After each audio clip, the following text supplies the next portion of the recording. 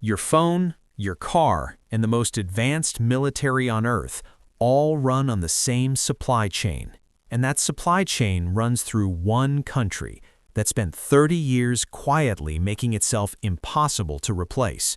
And look, this is not a trade story. This is the most consequential industrial strategy in modern history, and honestly, almost nobody has explained how it actually happened.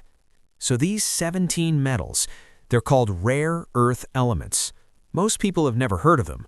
Most governments spent decades just not thinking about them at all. And that indifference, that collective failure of strategic imagination, is exactly how one country turned an obscure cluster of minerals into the most powerful economic weapon of the 21st century. So to understand how this happened, you need to go back to 1992, not to a boardroom, not to a military base, to a mining town in Inner Mongolia called Bauto, where the most consequential statement in modern economic history was delivered quietly, without fanfare, and pretty much completely ignored by the Western world.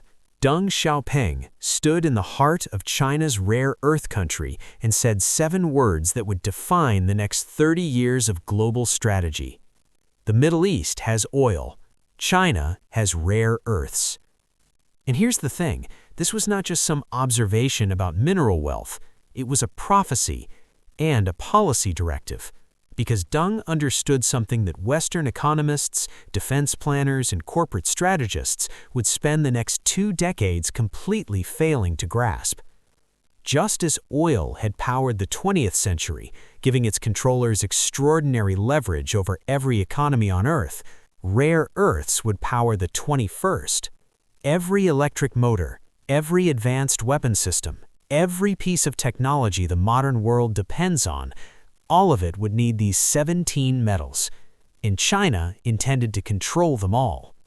And what followed was not a military campaign, it was a patient, methodical, decades-long industrial strategy that unfolded in plain sight and that the Western world just watched happen without intervening until it was almost too late. China began flooding global markets with cheap rare earth materials, priced below what any Western competitor could match. American and European mining companies, unable to compete on cost, shut down one by one.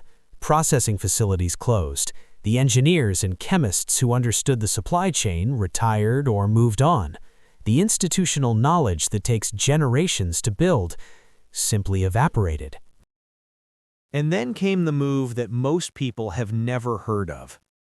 In 1995, a consortium of Chinese state-owned companies purchased Magnequench, a General Motors subsidiary that had pioneered and held a dominant role in the manufacture of rare earth magnets.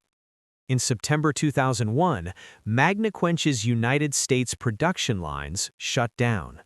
The company's stewards gradually shifted production to China. 2 years later, its research and management functions followed.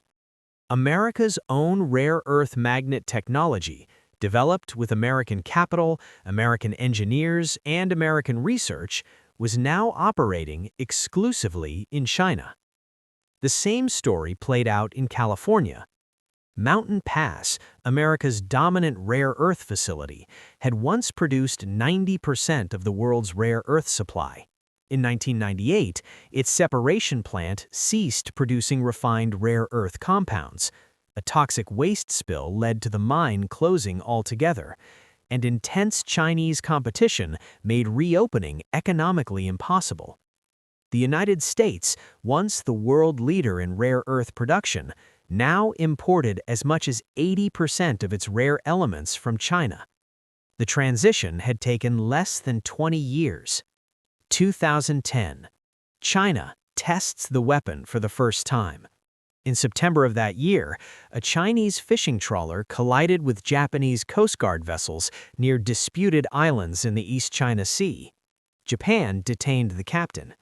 China's response was not military, it was mineral. Rare earth exports to Japan, the world's most sophisticated manufacturer of electronics and advanced technology, dropped to 0. Within weeks, Japanese companies were rationing stockpiles. Prices for some rare earth elements rose by more than 2,000% on global markets. Cerium, lanthanum, dysprosium, all spiked beyond anything the market had ever seen. Japan backed down. The captain was released. But the lesson was permanent. Every government on Earth now understood what Deng Xiaoping understood in 1992. Rare earths were not a commodity. They were a weapon. After 2010, governments across the Western world announced plans to break China's rare earth monopoly. More than a decade later, here is where things actually stand. The fundamental misunderstanding in most policy discussions is this. Politicians focus on mining more rock. They point to Mountain Pass in California as the solution. They are wrong. Mining is only a small part of the problem. China's dominance in rare earths is not primarily about geological luck. It is about decades of accumulated industrial mastery, the knowledge, the infrastructure, the specialized expertise that cannot be replicated quickly, no matter how much money gets spent or how many mines get opened. America digs up the rock, ships it to China. China refines it, ships it back. America puts it in its own weapons. This is the supply chain of the most technologically advanced military in the history. Here is the paradox at the center of the modern global economy. The United States invented the technology that made rare earths indispensable. American engineers built the industry. American companies pioneered the magnets. American defense contractors built the weapons that depend on them.